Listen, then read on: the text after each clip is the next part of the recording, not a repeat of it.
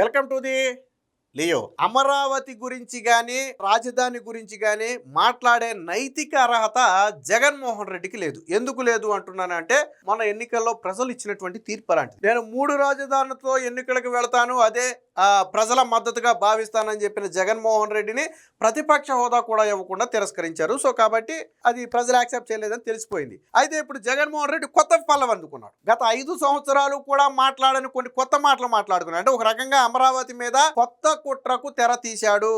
అమరావతి నిర్మాణం అనేది జగన్మోహన్ రెడ్డికి రుచించట్లేదు, ఇది వాస్తవం. గతంలో 2019 కంటే ఎన్నికలకు ముందు జగన్మోహన్ రెడ్డి మనసులోని కుట్ర, దుర్బుద్ధి, దురాలోచన ప్రజలకు తెలియదు కాబట్టి నేను అమరావతిలోని ఇల్లు కట్టుకున్నాను, నేను ఎక్కడే ఉంటాను, అమరావతి ఎక్కడికి పోదు అంటే ఆల్రెడీ అప్పటికే చంద్రబాబు నాయుడు చెప్తున్నాడు అమరావతి జరగదు, జగన్మోహన్ రెడ్డి అమరావతి ఉండనివ్వడని. అంటే దానికి ఏమన్నాడు, నేను ఎక్కడే ఇల్లు కట్టుకుంటా అన్నాడు. అప్పుడు కుట్ర బుద్ధి తెలియదు కాబట్టి ప్రజలు ఓటు వేశారు. బట్ తర్వాత కుట్ర బుద్ధి బయటపడింది కదా. జగన్మోహన్ రెడ్డి గెలిచిన మొదటి 6 నెలలు గడవక ముందే కుట్రకోణం బయటపడింది కదా. సో దాంతో ఏం చేశాడు, ఇక 3 రాజధానుల నినాదంతో ఎన్నికలకు వెళ్తే ప్రజలు చీకొట్టారు. సో ఇప్పుడు అమరావతి స్టాండ్ తీసుకోలేడు జగన్మోహన్ రెడ్డి. అమరావతి స్టాండ్ పూర్తిగా తీసుకోలేడు, ప్రజలు నమ్మరు. 3 రాజధానులు అని చెప్పి నువ్వు అమరావతి రైతుల్ని 4.5 ఏళ్ల పాటు ఉద్యమం చేస్తే కనీసం కరుకరించలేదు కదా, నిన్ను ఎలా నమ్ముతారు? కాబట్టి ఇక జగన్మోహన్ రెడ్డి కుట్ర బయటపడింది కాబట్టి తాను అమరావతి నిర్మాణం జరగకుండా అడ్డుకోవాలి. చంద్రబాబు నాయుడికి పేరు రాకూడదు, అమరావతి నిర్మాణం జరగకూడదు. అందుకోసం రివర్ బేసిన్ అని చెప్పి, అంటే నదీ పరివాహక ప్రాంతాలలో చంద్రబాబు నాయుడు అమరావతి కడుతున్నాడు. 6 కిలోమీటర్లు, కృష్ణానదికి 6 కిలోమీటర్ల చుట్టుపక్కల ఎక్కడా కూడా కట్టకూడదు, కానీ చంద్రబాబు నాయుడు కడుతున్నాడు. సుప్రీంకోర్టు జోక్యం చేసుకోవాలని కొత్త పల్లవి అందుకున్నాడు. ఇక్కడ అంటే జగన్మోహన్ రెడ్డి ఇంటెన్షన్ ఎంత బలంగా ఉందో చెప్తాను వినండి. లోన మీడియాతో, తాను సెలెక్ట్ చేసుకున్న కొంత మీడియాతో, సోకాల్డ్ మీడియాతో తెలుగులోనే మాట్లాడాడు, బాగుంది.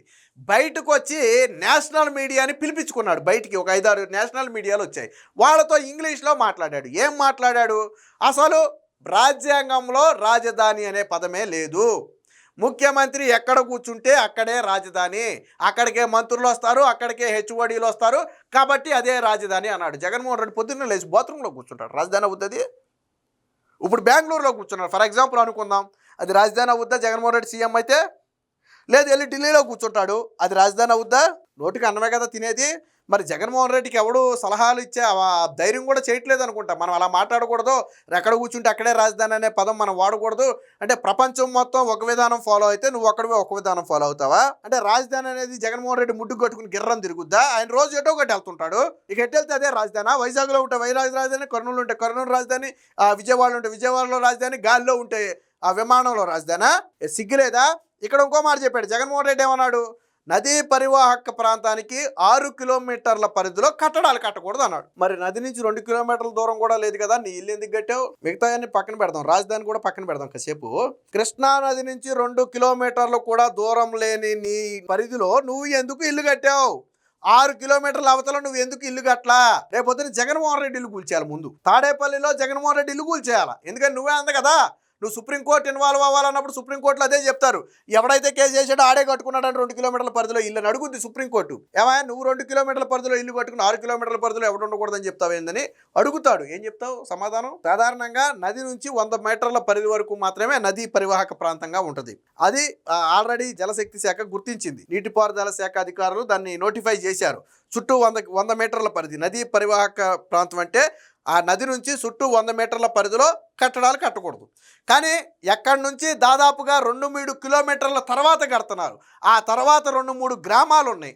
జగన్మోహన్ రెడ్డి చెప్పిన లెక్క ప్రకారం గ్రామాలు కూడా లేపేయాలి. అక్కడ 3-4 గ్రామాల ప్రజలు ఉండకూడదు, ఉత్తరాంటపాయం ఇంకేం ఉన్నాయి. మరి నేను ఇంకోటి కూడా అడుగుతున్నా, మరి జగన్మోహన్ రెడ్డి 5 ఏళ్ళు సీఎంగా ఉన్నప్పుడు ఎందుకు ఈ నదీ పరివాహక ప్రాంతంలో చంద్రబాబు నాయుడు కట్టాడు అని కూల్చేయలా?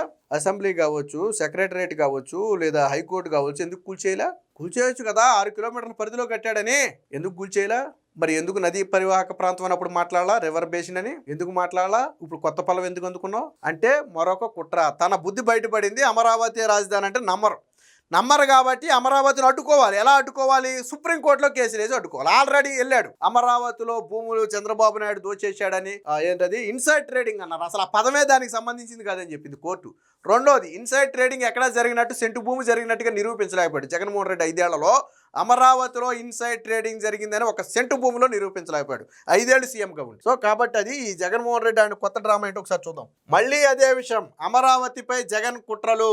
ఇది తాడేపల్లిలో జగన్ నిర్మించుకున్న ప్యాలెస్ కృష్ణానదికి 2 కిలోమీటర్ల లోపే ఉంటుంది. అమరావతి రివర్ బేసిన్లో ఉందన్న జగన్ తన ప్యాలెస్తో పాటు తాడేపల్లి మొత్తాన్ని ఖాళీ చేయించాలంటారా?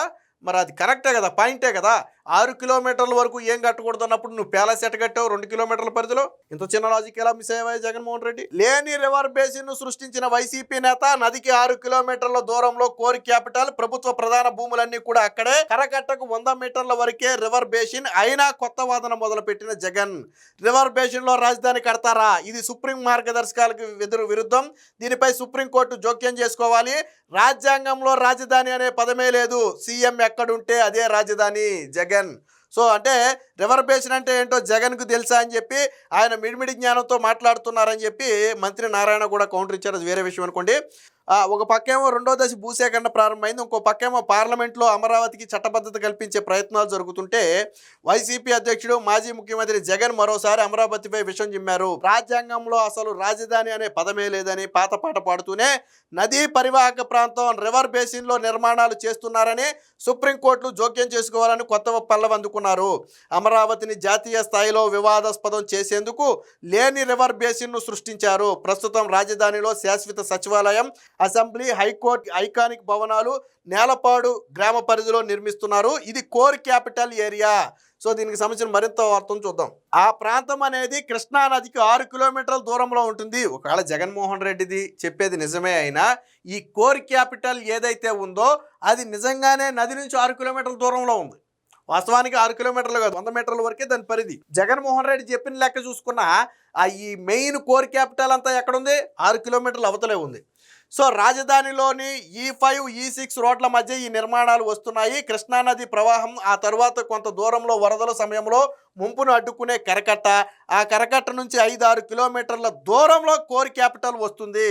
కృష్ణానదికి నేలపాడుకు మధ్య ఉద్దండరాయునిపాలెం, రాయపుడి, లింగయ్యపాలెం తదితర గ్రామాలు ఉన్నాయి. జగన్ వాదన ప్రకారం అయితే ఈ గ్రామాలన్నీ కూడా అక్కడ నుంచి తరలించాల్సిందే. అక్కడ ఇళ్ళు వాకిళ్ళు ఉండకూడదు, వాటన్నిటిని ఖాళీ చేయించాల్సిందే. అసలు విషయం ఏమిటంటే రాజధాని గ్రామాలేవి రివర్ బేసిన్ పరిధిలోకి రావు. కరకట్ట నుంచి 100 మీటర్ల వరకు మాత్రమే రివర్ బేసిన్గా పరిగణిస్తున్నట్టుగా సాగునీటి శాఖ అధికారులు స్పష్టం చేశారు. అయినప్పటికీ రాజధాని రివర్ బేసిన్లో నిర్మిస్తున్నారని సుప్రీంకోర్టు జోక్యం చేసుకోవాలని జగన్ డిమాండ్ చేయడం విచిత్రం. అంటే దీన్ని బట్టి అర్థమయ్యేది ఏంటంటే జగన్ రేపు సుప్రీంకోర్టుకి వెళ్ళబోతున్నాడు. రాజధాని ప్రాంతం రివర్ బేసిన్లో ఉంది, 6 కిలోమీటర్ల పరిధిలో నిర్మాణాలు చేపట్టకూడదని కోర్టు ఆదేశాలు, సుప్రీంకోర్టు మార్గదర్శకాలు ఉన్నాయి. అయినా వీళ్ళు నిర్మాణం చేపడుతున్నారని కోర్టుకి వెళ్ళబోతున్నాడు. కానీ ఇదే ప్రయత్నం జగన్మోహన్ రెడ్డి గతంలో ఎందుకు చేయలా? నువ్వు 5 ఏళ్ళు సీఎంగా ఉన్నప్పుడు ఇవి రివర్ బేసిన్లో ఉన్నాయని నువ్వే ఎందుకు కోర్టుకి వెళ్ళాలా? నేను అన్నీ కూల్చేస్తా, రివర్ బేసిన్లో ఉన్నాయని ఎందుకు వెళ్తావు అంటే నీ ఇల్లు కూడా కూల్చేయమని అడుగుతారని భయం వేసిందా జగన్మోహన్ రెడ్డి ఇల్లు? మరి 5 ఏళ్ళు లేని కొత్త పాట ఇప్పుడు ఎందుకు అందుకున్నట్టు నాకు అర్థం కాలా. నువ్వు సీఎంగా ఉన్నప్పుడే మాట్లాడలేదు కదా దాని గురించి, మరి ఇప్పుడు ఎందుకు మాట్లాడటం? మీ ప్యాలెస్ మాట ఏమిటి? జగన్ తాడేపల్లిలో ఇల్లు కట్టుకున్నారు, మేము అధికారంలోకి వస్తే అమరావతి ఉంటుందని 2019 ఎన్నికల ముందు వైసీపీ నేతలు మభ్యపెట్టారు. ఆ సంగతి పక్కన పెడితే తాడేపల్లిలో జగన్ ప్యాలెస్ కృష్ణానదికి కేవలం 2 కిలోమీటర్ల లోపే ఉంటుంది.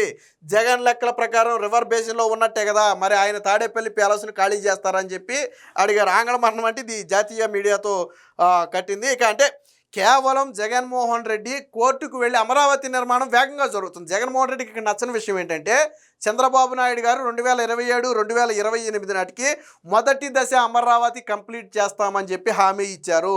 దానికి అనుగుణంగానే అమరావతి నిర్మాణాలు 24/7 శరవేగంగా జరుగుతున్నాయి. చంద్రబాబు గారు స్వయంగా అమరావతి నిర్మాణాలను పర్యవేక్షిస్తున్నారు. రేపు ఎన్నికల టయానికి అమరావతికి ఒక రూపు రాబోతుంది. అది జగన్మోహన్ రెడ్డికి నచ్చట్లా. నిజంగా అమరావతికి చంద్రబాబు ఒక రూపు తెస్తే జగన్మోహన్ రెడ్డి ఏమీ చేయలేడు. పైగా ఇప్పుడు ఆల్రెడీ అమరావతి రాజధానికి చట్టబద్ధత కల్పించడం కోసం పార్లమెంట్లో పావులు కదుపుతున్నారు. ఆల్రెడీ న్యాయశాఖ సమీక్షలో ఉంది, అది న్యాయశాఖ పరిధిలో ఉంది, అది సమీక్ష జరుగుతుంది. ఆ తర్వాత పార్లమెంట్ ఉభయ సభలో ఆమోదిస్తే ఆటోమేటిక్గా రాష్ట్రపతి ఆమోదంతో అది చట్టంగా మారితే జగన్మోహన్ రెడ్డి భవిష్యత్తులో ఎప్పుడైనా సీఎం అయినా దాన్ని కదల్చలేడు, ఎందుకంటే దానికి చట్టబద్ధత ఉంటుంది. ఇవన్నీ అడ్డుకోవాలి అంటే కోర్టుల ద్వారానే అడ్డుకోగలడు తప్ప జగన్మోహన్ రెడ్డి అడ్డుకోలేడు. ప్రతిపక్ష హోదా కూడా లేని పులివెందుల ఎమ్మెల్యే అడ్డుకుంటాడు, ఇవన్నీ కోర్టుల ద్వారా అడ్డుకోవాలి. అందుకని ముందు హింట్ ఇచ్చాడు, సుప్రీంకోర్టు జోక్యమని హింట్ ఇచ్చి రేపు సుప్రీంకోర్టులో పిటిషన్ వేస్తాడు ఖచ్చితంగా. అంటే అమరావతి నిర్మాణం జగన్మోహన్ రెడ్డి సహించడు. మొన్న ప్రజలు బుద్ధి చెప్పినా, అమరావతి వద్దన్నందుకే జగన్మోహన్ రెడ్డికి బుద్ధి చెప్పినా జగన్మోహన్ రెడ్డిలో మార్పు రాలేదు. అమరావతి మీద మళ్ళీ విషం జిమ్మే ప్రయత్నం చేస్తున్నాడు. ఇవన్నీ చంద్రబాబుకు పేరు వస్తుంది, అమరావతి నిర్మాణం జరిగితే రాష్ట్రం అభివృద్ధి చెందుతుంది, అదే జరిగితే జగన్మోహన్ రెడ్డికి రాజకీయంగా నష్టం జరుగుతుందనే కుట్రతోనే ఇప్పుడు కొత్త విషయం చెబుతున్నాడు. Please subscribe to Leo news for more videos.